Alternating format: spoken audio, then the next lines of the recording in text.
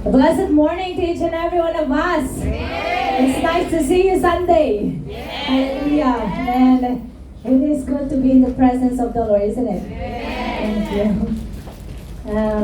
Napakagandang umaga po sa bawat isa sa atin. And it's time for us to ponder the words of our Lord Jesus Christ for today. And kinakabahan na naman ako. Hindi kasi ako nag-preach last time di ba? Kasi short lang yung vacation ni Pastor. But then, it is my privilege to deliver the word of the Lord today. Amen? And before anything else, shall we bow down our head for a simple prayer?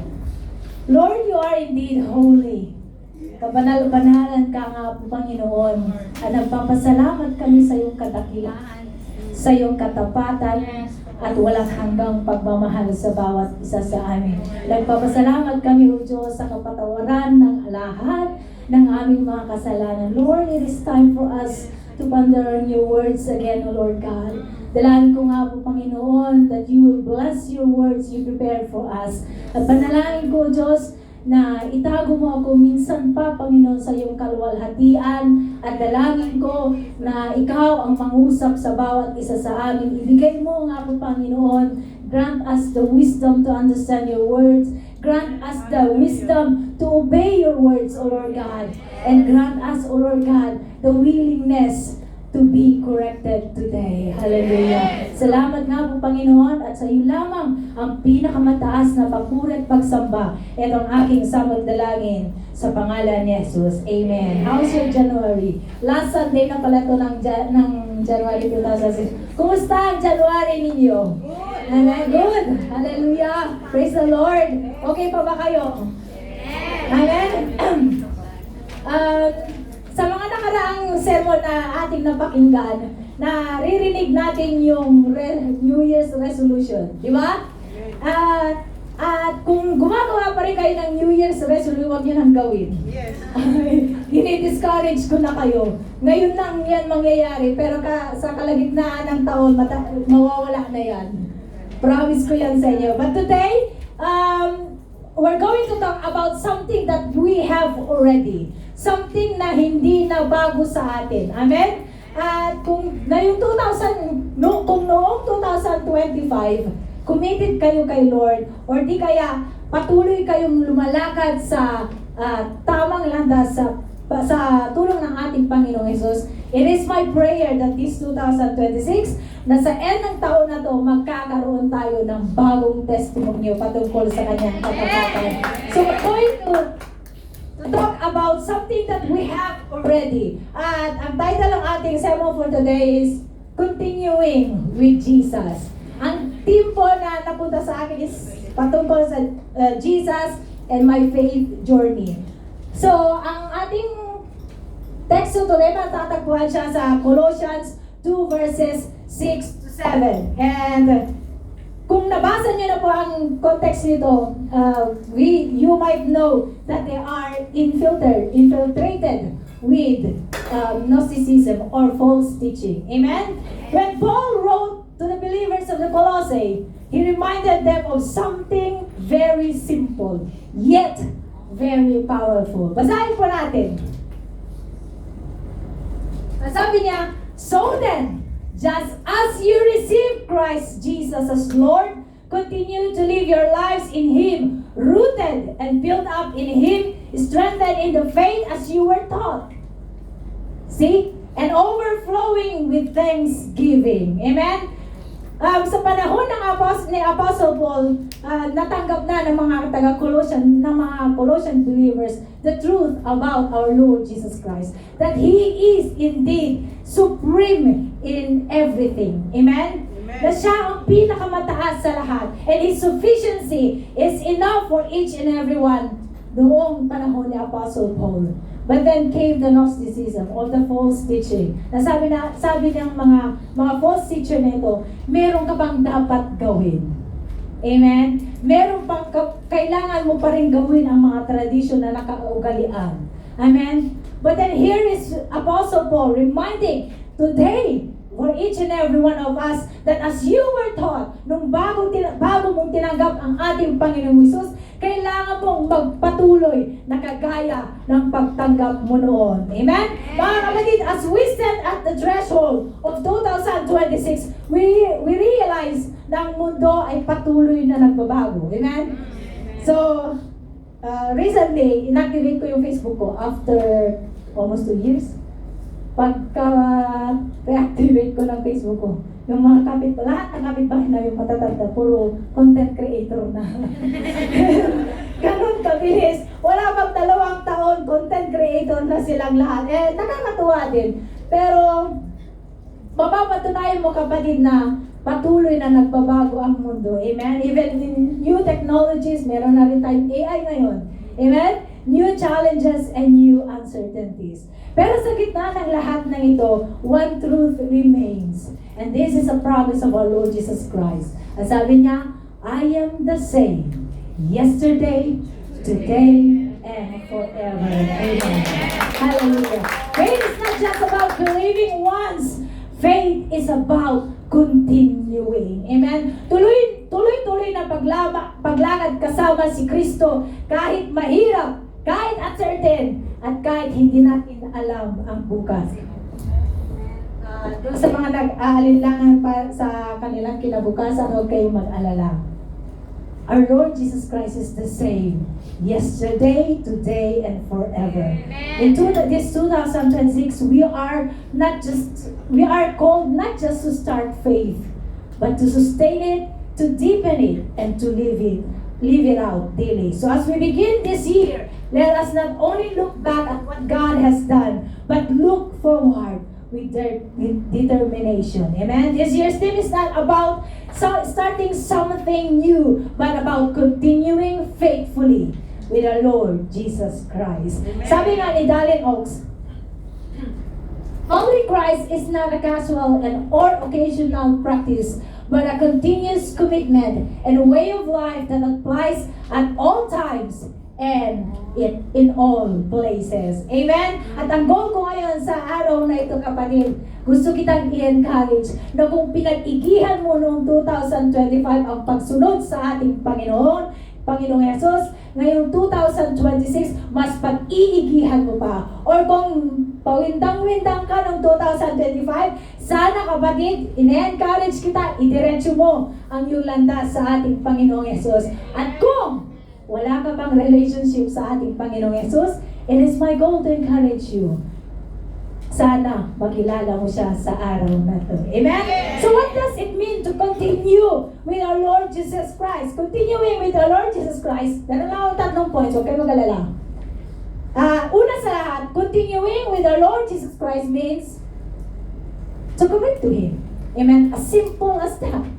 Commit to Him. Continue to commit to Him. Kung ano man ang ginagawa mo ng 2025, sana pag-igihan mo pang gawin. Sana ngayon kapatid, mas mahusay ka pa para sa kanyang ikakaglorya. Amen?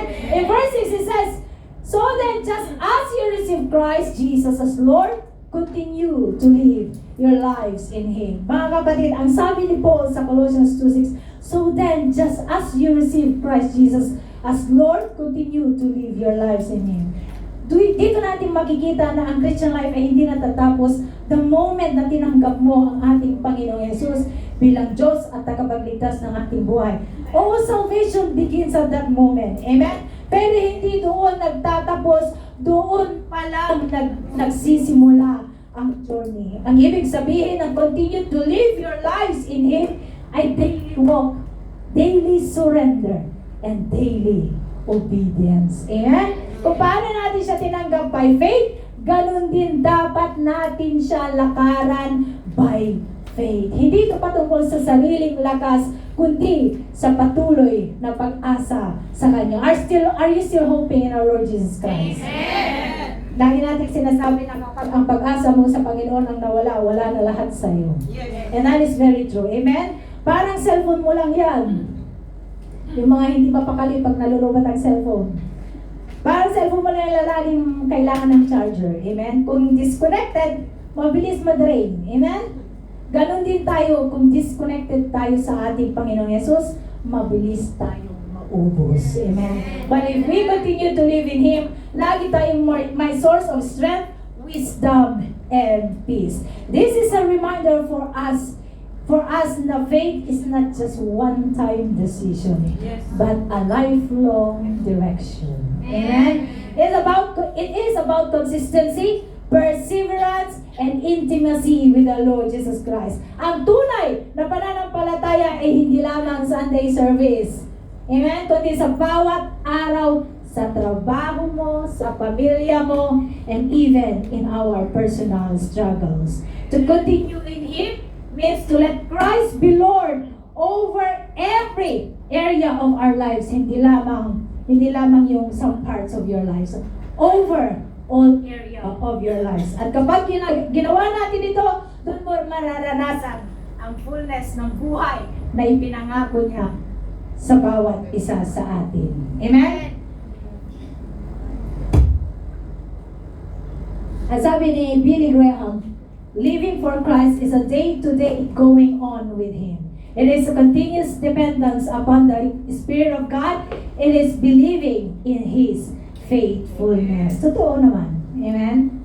Dahil kapag hindi ka dumidepende sa ating Panginoong Yesus, mabilis kang maubos, kapatid. Yes. Amen? In Galatians 2:20 it says, I have been crucified with Christ, and I no longer live, but Christ lives in me. The life I now live in the body, I live by faith. I live by faith in the Son of God who loved me and gave Himself for me. Yung kabilang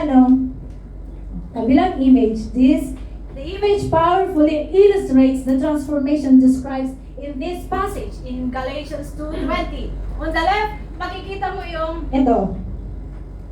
On the left, makikita mo yung taong iyon. He is consumed by anger. Diba? Makikita mo sa kanyang imahe, galit siya, meron siyang nakaganon yung kamay niya, with clenched fist, prideful. Samantalang yan nasa kabila,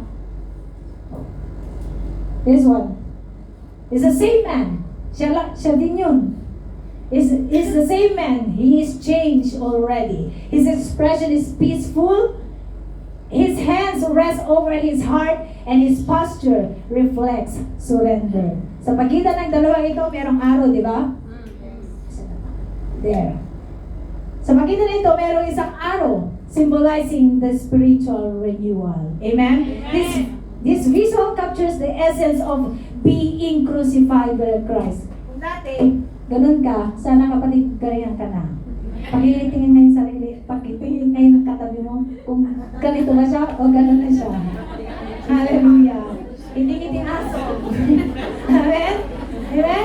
This visual captures the essence of being crucified with Christ. The old nature dies and new life begins, shaped by Christ living within.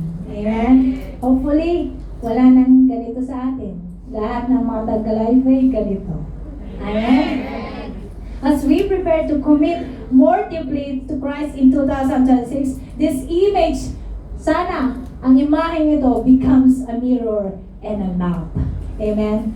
Kung ngayong taon na to, kung last year ganito ka, hopefully this year ganito ka na, kapatid. Amen? It reminds us that transformation is not just a moment. Ito ay isang araw-araw na pagsuko sa Kanya. Amen? And we can apply this by what? By how? By renewing your identity every single day. Sa bawat araw, i-declare ng ating halaga at ang ating layunin ay nagmumula sa ating Panginoong Yesus, hindi mula sa ating ginagawa o damdamin. Amen? What else? By choosing grace over reaction. Dito tayo minsan nadadali, kasi kung meron lang tayong naririnig, kunting ganun lang sa tenga natin, ang dali-dali nating mag-react. Amen? Tandaan nyo to, baka ganito pa rin tayo. Amen? When tempted to respond in anger or pride, let us pause and let us choose grace. Hayaan natin na ang kapayapaan ng ating Panginoong Yesus ang gumabay sa bawat kumikilos at lumalabas sa ating bibig. O, sabi, sa bawat pinipindot mo sa cellphone mo. Amen? Hallelujah. What else? Living from the inside out. Let your actions reflect inner change. Nakikita pa ba, kapatid, ang ating Panginoong Jesus sa ating buhay? Kindness, humility, and faithfulness becomes our signature. Amen? Na nakikita kasi, kapatid, kung totoong lumalakad sa ating Panginoong Jesus o hindi. By your kindness, humility, and faithfulness. Amen?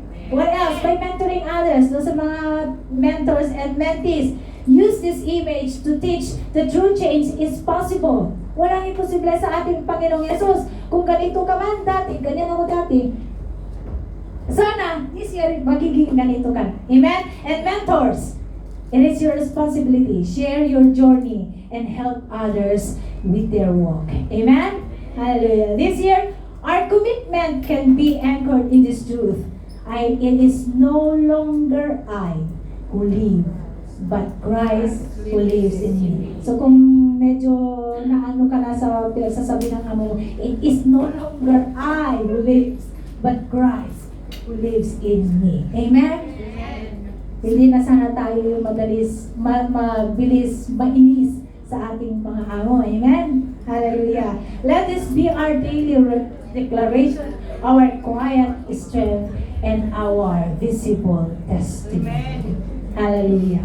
Sabi nga dito, in 1 John 2:6, it says, whoever claims to live in Him must walk as Jesus did. Hallelujah.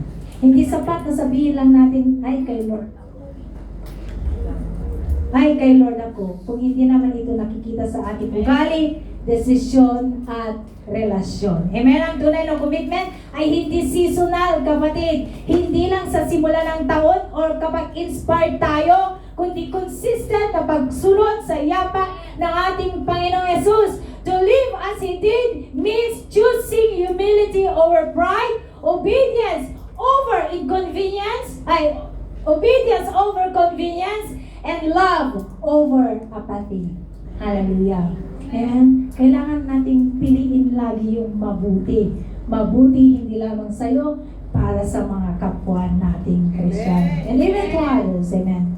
Sa gitna ng distractions, delays, and disappointments, ang pananatili kay Kristo ang magpapatibay sa ating lakad. Kaya ang tanong ay hindi lang, committed ka ba? Siyempre, sasagutin niyo ako ng oo, di ba? Nandito nga ako sabi mo, committed ka ba? Hindi yun ang tanong, kapatid Ang tanong is, patuloy ka pa bang lumalakad gaya niya? Amen? Magkaiba kasi yun committed ka, madali lang sabihin yan kasi nandito ka every Sunday. Sunday after Sunday, nandito ka. Lagi ka nga nagkikipag-prayer and praise. Pero hindi yan ang tanong, kapatid. Lumalakad ka pa ba? Ikaw lang din naman ang makakasagot niyan sa sarili mo. And can you truly say to yourself, or can you truly say to our Lord Jesus, yes, I am walking just as Jesus did. Hallelujah. Amen? Christian joy is letting Christ live His life out through you so that He is you become. Hallelujah. Meron akong illustration dito, sabi niya, meron daw, ang title nito is The Mentor and the Lamb. Sabi niya, meron daw isang Kristiyano, his name is Daniel, na he loves serving his community. Parang tayo to, He loves serving his community but often felt drained. May nadidrain na ba sa ministry? Tapos sabi niya, every single day, nag-encourage daw siya ng iba, but inside he was tired. He felt anxious and sometimes resentful. He thought that joy meant smiling even when his heart was heavy. One evening, his older pastor gave him a simple gift, a lamp, lampara. The pastor said, this lamp is like your life. It has beautiful design, but without electricity, it cannot shine. Joy is not about forcing light. It is about being connected to the source. Daniel reflected on this and remembered Jesus' words. Sabi niya, And I think mga mentors and mentees alam dapat ito. In John 15:5 it says, I am the vine, you are the branches. Maliban sa akin, wala kayong magagawa. Amen. And you realize that true joy was not about pretending or performing. It was about letting Christ live through it. The next day, Daniel prayed differently. Sabi niya, Lord, dapat ito ang prayer natin, ano? Lord, I surrender. Live your life through me. Let your love, your peace, your joy flow into me. At unti-unti nakita niya ang pagbabago. His encouragement no longer felt forced. His patience grew deeper. His words carried hope. People begin to say, when Daniel speaks, it feels like Christ himself is near. Daniel understood Christian joy is not about trying harder. Kailangan mo ding maintindihan yan ngayon, kapatid. Christian joy is not about trying harder. It is abiding deeper. Amen? The lamp shines because it is connected. The branch bears fruit because it abides. The believer becomes joyful because Christ lives through them. Amen? Amen. Hallelujah. Hindi mo kailangan magkunwari, kapatid, na masaya ka. Yes. Amen? You just have to abide deeper in the Lord. Hallelujah. It is not about trying harder to be joyful or good. It is about allowing Christ to live through you. Hindi ito patungkol sa pagiging perfecto, kundi pagiging surrendered sa ating Panginoong Yesus. Hindi rin ito patungkol sa performance, kundi sa presensya ng ating Panginoong Yesus sa ating buhay. Sumasalamin pa ba ang presensya ng ating Panginoong Yesus sa iyo? At doon mo lang mararanasan ang joy na hindi kayang sirain ng mga sirkumstansya. Kasi si Christ, si Kristo, ang pinanggagalingan nito. Hallelujah. Amen? Continuing with Jesus this 2026 means you need to continue to commit to Him. Mas pag-igihan mo ba, kapatid? Amen? Pangalawa, continuing with Jesus means cultivate deep roots. In verse 7, A to B, it says, rooted and built up in Him, strengthened in faith as you were taught. Hallelujah. Imay-imayin natin. Ang sabi niya? Rooted in Him. Imagine a tree planted beside a river. Its roots deeper than any tree beside Him. Amen? Reaching for the water and nutrients. Kung mas malalim ang ugat, mas matatag ang puno laban sa bagyo. Amen? In the same way, in our spiritual life, being rooted in Christ means our life is anchored in Him. Ang ating pagkakakilanlan, ang ating lakas, at ang ating pagkain ay nagmumula lamang sa ating Panginoong Yesus. Roots are unseen, yet they determine the health of the whole tree. Amen? Kagaya ng pagiging deep mo sa ating Panginoong Yesus. Ganon din sa ating hidden life. Your prayer, your meditation and scripture, your quiet obedience ang siyang sumusuporta sa ating nakikitang buhay. Ngayon ang tanong, are you still meditating on the words of the Lord? Nag-obey ka pa ba? Hallelujah. Hindi lang basta dapat nag-meditate, amen? Nasabi, meron nga akong nabasa, sabi, you can master the words of the Lord Jesus Christ. But as long as hindi mo kilala ang master, it's useless. Amen. Kung walang malalim na ugat, nagiging mababaw at madaling mayanig ang ating pananampalataya. Hindi mo napapansin, konti lang na marinig mo, next Sunday, wala ka na dito. Amen. Why? Because you are not rooted in Him. You are rooted in the people around you. Hallelujah. You must be rooted in Him, not the people around you. Hallelujah. As we continue committing to Christ, let us prioritize depth over appearance. Amen? Yung lalim mo sa ating Panginoong Yesus. Okay lang naman ang magpaganda ka every Sunday. Pero kumusta naman ang pagiging malalim mo sa ating Panginoong Yesus? Amen? You can come here and appear you are holy. But only God knows. Amen? Let us check the depth of our faith. Amen? Ibig sabihin, mas intentional na dapat ang prayer life mo. Mas consistent na ang pag-aaral mo ng salita ng ating Panginoong Yesus, at mas matibay na dapat ang pag-surrender mo. Amen? Kahit mahirap isurrender yan, kapatid, dapat na i-surrender mo na sa ating Panginoong Yesus. At pangalawa, sabi niya, build up in Him, na para bang gusali na unti-unting tinatayo, brick by brick, floor by floor, hanggang maging matibay na ang structure. Amen? Ang pagiging build up in Christ ay proseso ng growth at maturity. Hindi instant, kapatid, pero intentional. Amen? Christ is the foundation. Siya rin ang builder. Sa bawat araw na may obedience, sa bawat araw ng bawat mentoring relationship, bawat act of service, lahat yun ay parang bricks at tinadagdag mo sa spiritual building ng buhay mo. Amen? Kaya napaka-importante ng paggawa sa pananampalataya. You are not just called to be here seated every Sunday dyan sa sulok, kapatid. Amen? But you have to act. You have to show your faith. Amen? Being built up in Christ means your life is not only stable but also growing. Dito ka nung 2005, dapat dito ka ito 2026. Amen? Don't just settle for being rooted. Let Him construct you. Let Him construct maturity in you. Ang commitment sa 2026 ay hindi lang tungkol sa pag-survive ng taon, kundi sa pag-build ng legacy. Roots ensure endurance. Building ensures testimony. Dapat siguraduhin mo, kapatid, mo pagdating ng 2026, naipon mo lahat ng mga testimony mo patungkol sa kabutihan ng ating Panginoon Jesus. Amen? Kapag nakikita ng iba ang stability at growth mo, makikita nila si Lord ang tunay na nabubuhay sa iyo. Amen. Yan tanong, nakikita pa kaya nila si Lord sa buhay mo? Amen? At pangatlo, sabi niya, strengthen in faith.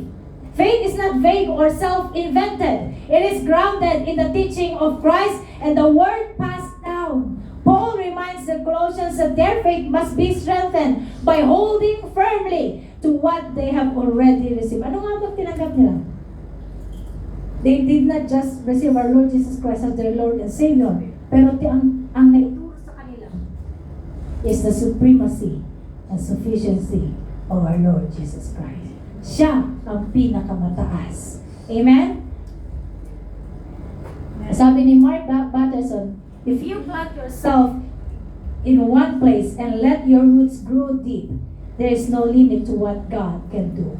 This means commitment and faithfulness. Hindi maaaring lumago ang isang bini kung patuloy itong inilipat-lipat mula sa isang lupa papunta sa iba. Tama? In the same way, hindi pwedeng maging ganap na mature ang isang mananampalataya if they keep uprooting themselves, jumping from one calling, one community to another, and devotion to another without staying long enough to grow. Amen? Nandito ka sa Lifeway for a few months, next time nasa kabila ka na naman. Amen? Why? Just because of simple reasons. You are not strengthened in Him. Hayaan mo si Lord ang mag-build up sa'yo. Hayaan mo na si Lord ang mag-strengthen sa'yo. Huwag kang aalis. Kahit na-discourage ka ng leader mo, kapatid, para sa'yo yan. Mahal ka ng leader mo. Sigurado ako dyan. Amen? Huwag kang palipat-lipat, kapatid. Hayaan mo naman na magkaugat ka. Amen? Magkaugat ka. Hindi ba ikos vain? Parang nabasa ko lang agad yun. Sinasabi, no, hayaan mo naman na magkaugat ka sa ating Panginoon. Amen. Hallelujah. Fruitfulness begins with stability. God works most powerfully when we choose to stay planted in Him. In Jeremiah 17, verse 7 to 8, it says, Blessed is the one who trusts in the Lord, whose confidence is in Him. They will be like tree planted by the water that sends out its roots by the stream. It does not fear when heat comes. Its leaves are always green. It has no worries in the year of drought and never fails to bear fruit. Amen? Are you just like that? Kayo pa ba yan? Amen? And we can connect this with the story of Joseph. Amen? In Genesis, si Joseph na anak ni Jacob ay parang puno na itinanim sa tabi ng tubig. Kahit anong season sa buhay niya, betrayal, slavery, prison, hindi siya natuyo. Amen. Sana ganun din tayo. Planted by the stream, kahit iniwanan siya ng kanyang mga kapatid, ibinenta na bilang alipin, Joseph's trust was in the Lord. His roots were deep in God's presence. Amen? His leaves always green. Sabi niya, sa bahay ni Potiphar at sa kulungan, Joseph remained faithful, hindi nag-fade kahit na-pressured siya. So kahit na-pressured ka kapatid, dapat hindi nag-fade ang iyong faith. Amen? And it says, no fear in drought. Dumating ang matinding famine, pero Joseph was not shaken. Amen? Instead, God used him to provide food for Egypt and even for his own family. And lastly, he never fails to bear fruit. His life bore fruit with wisdom, leadership, and reconciliation. What could have destroyed him became a testimony of God's faithfulness. May we declare, Lord, root me deeper in you like Joseph. Lord, itanim mo nga ako kagaya ni Joseph. Let me trust you in every season. Remain green in times of heat and bear fruit even in drought. May my life this 2026 be testimony of your faithfulness. Amen? Sana kapatid, ganun yung testimony natin in 2026.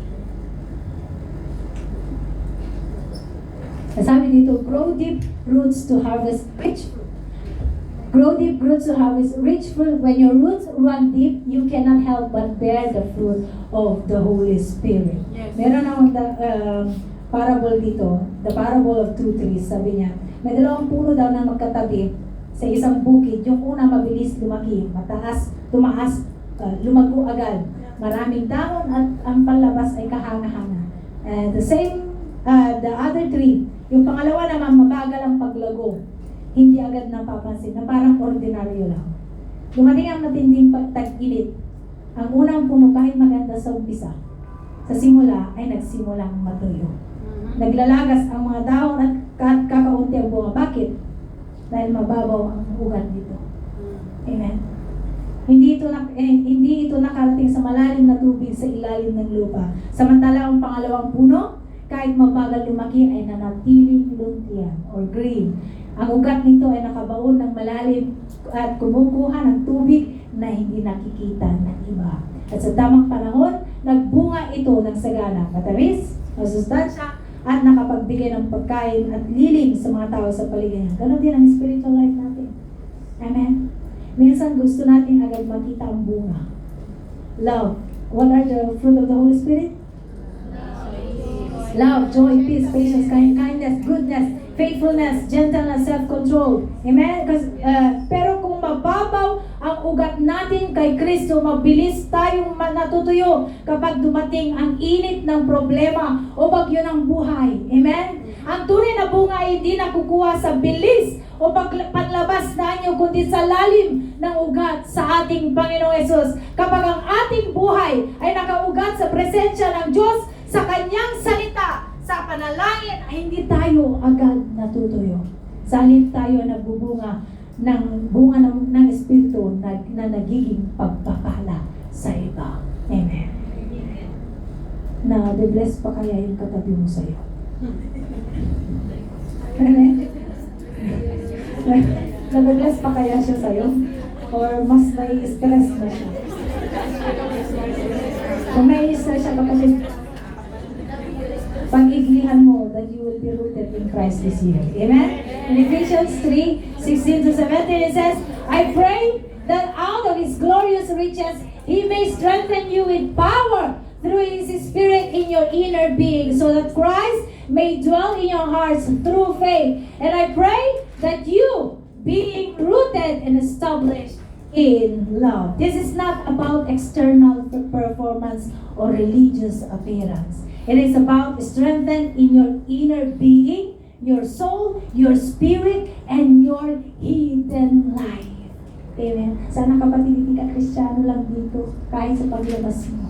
And even in your personal life, in your hidden life, sana Kristiyano ka pa rin. Amen. The Holy Spirit empowers us from within, na nagbibigay sa atin ng uri ng lakas that doesn't fade when life gets hard.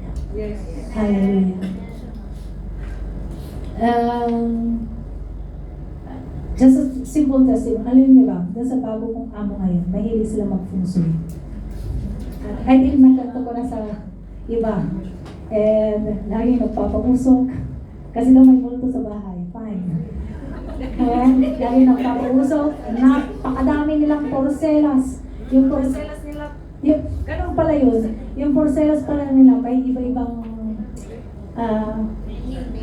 meaning. Ito para sa happiness. Ito para sa... One time sabi nung alaga kong dalagita. Sabi kasi na, just wear your bracelet, sabi ng nanay. Mami, sabi niya, kung talagang may epekto yung mga yan, isuot mo na lang. Para daw, kumpleto. Yung happiness, yung peace, yung...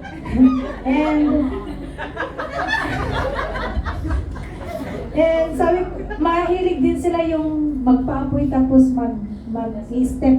Basta, something na gano'n. Alam niyo ba, sabi ko, Lord, bigyan mo ako ng sign kung paglalaktawin ako sa apoy-apoy na ang pagbibigyan ako ng mga porcelas na parang sumaya, para lang maging tahimik or anything else. Lord, sabi ko, give me the strength to say no. Amen? Amen. Pwede mo kasi siyang tanggapin lang, hindi mo nakikita ni Sister Tora. Hindi mo nakikita ni Pastor, di ba? Tanggalin mo lang pag pumunta ka ng church. But being rooted in Christ, you have to be rooted in faith. Amen? Hallelujah. When Christ dwells in your heart through faith, it means it's not just visiting. He's making your heart His home. Amen?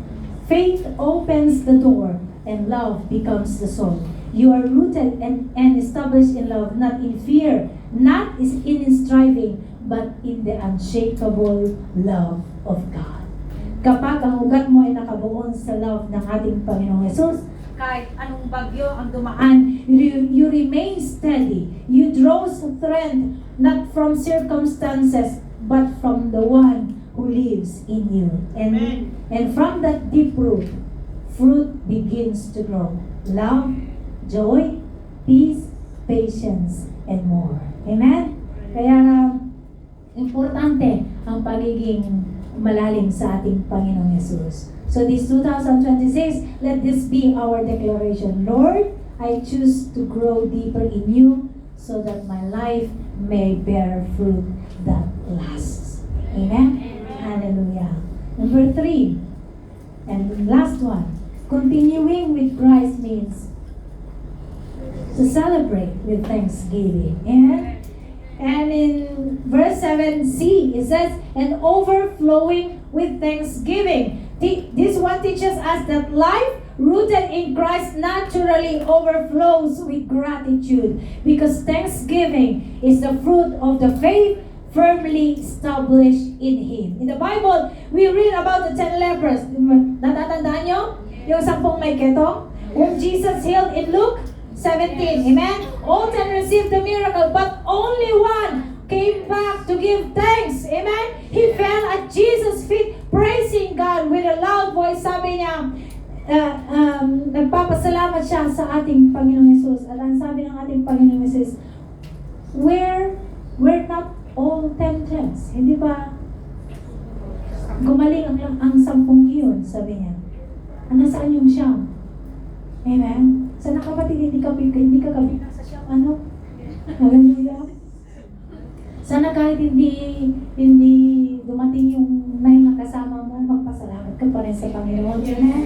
Ipinapakita sa kwento nito na ang pagpapasalamat ay hindi lamang magalang na tugon. It is the overflow of a heart that is truly rooted in Christ. The 9 experience healing, but only one experience deeper relationship. Gratitude become the evidence of his faith. Sana kapatid, your gratitude will be evidence of your faith as well. Paul echoes this in Colossians 2:7 na sabi niya, abounding therein with thanksgiving. When we are rooted and built up in Christ, strengthened in faith, thanksgiving naturally flows. Hindi mo na dapat sabihin pa sa katabi mo, magpasalamat ka naman kay Lord, because it naturally flows. Yes. Amen. Amen. Hallelujah.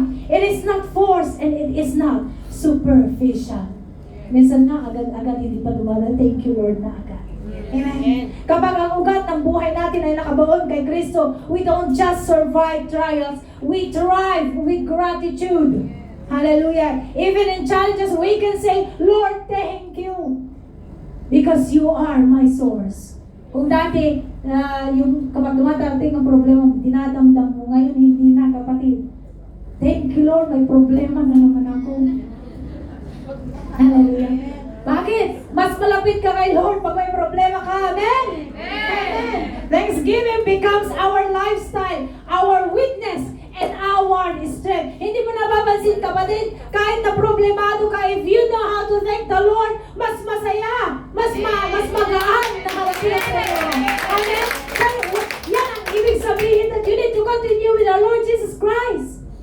Amen? Dahil siya lang naman ang makakatulong sa iyo, wala nang iba. Amen. Hallelujah.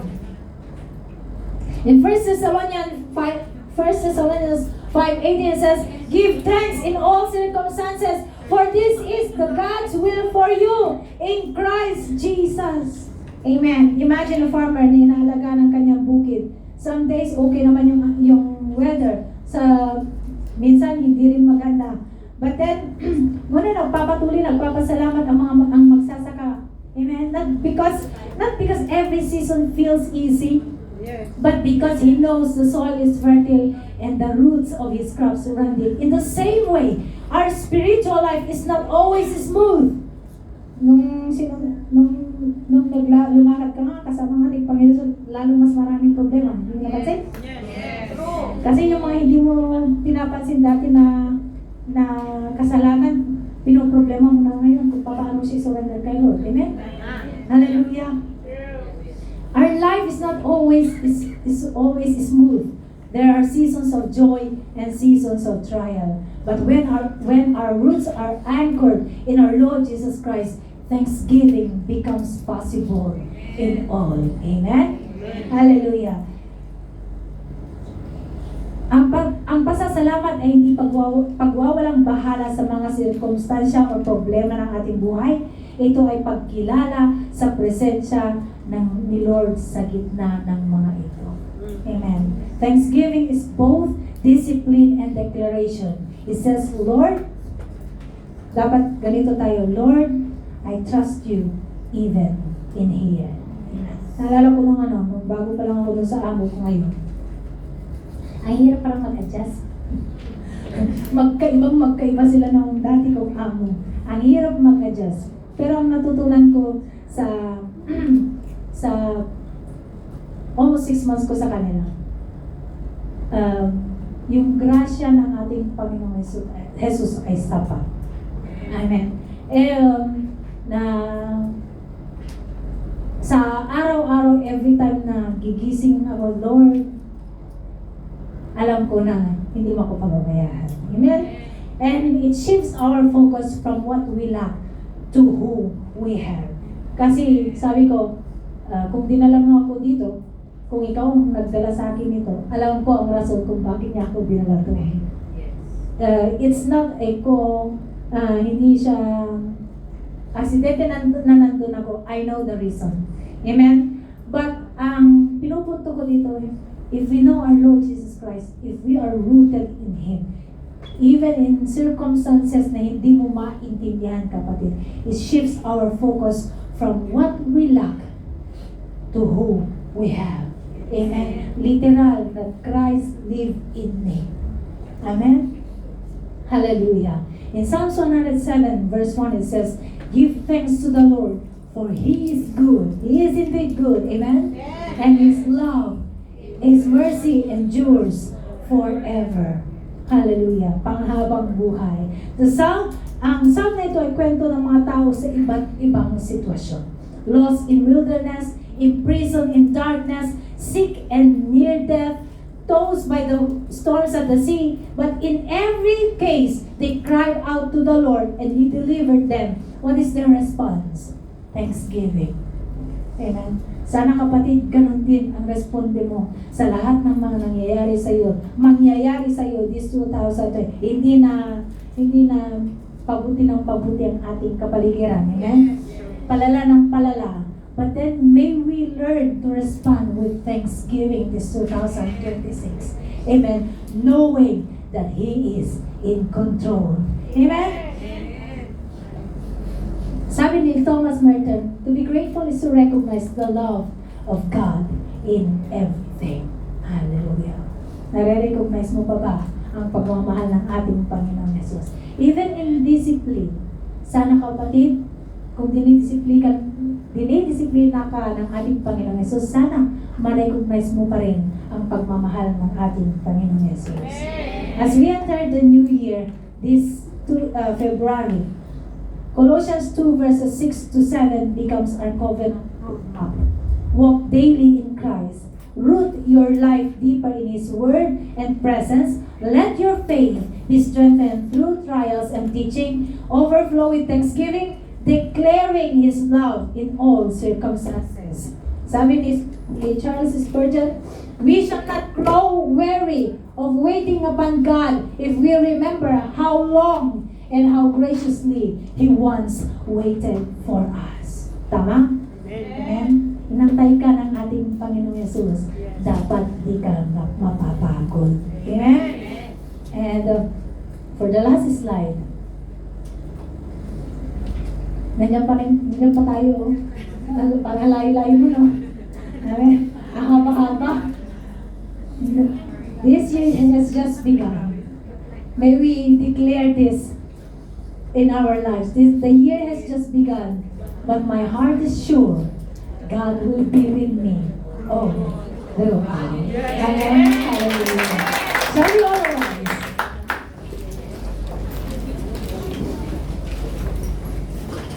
And it is really my prayer na wala ni isa sa atin. Shall we close our eyes? Hallelujah.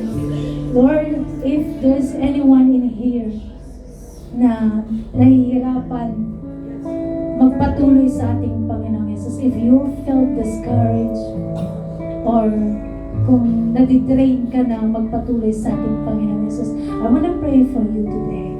And I just want you to raise your hand.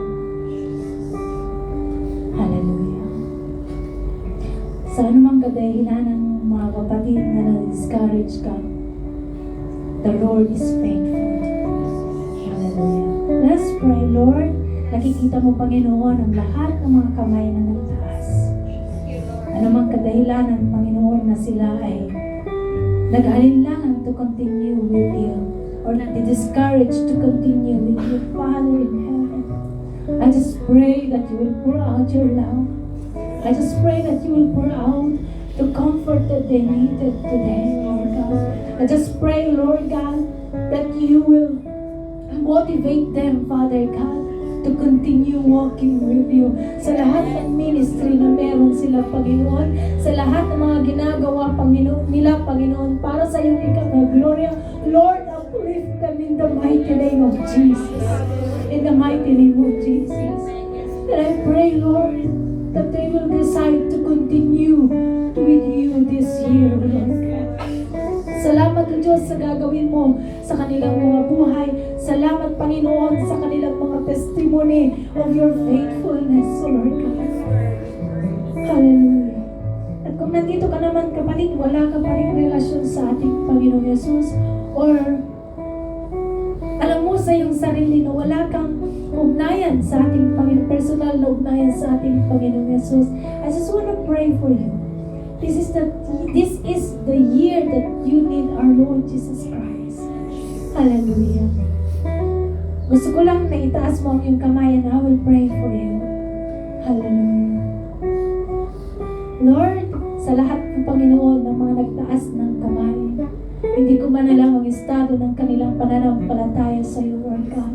Pero panalangin ko that you will meet them in the mighty name of Jesus.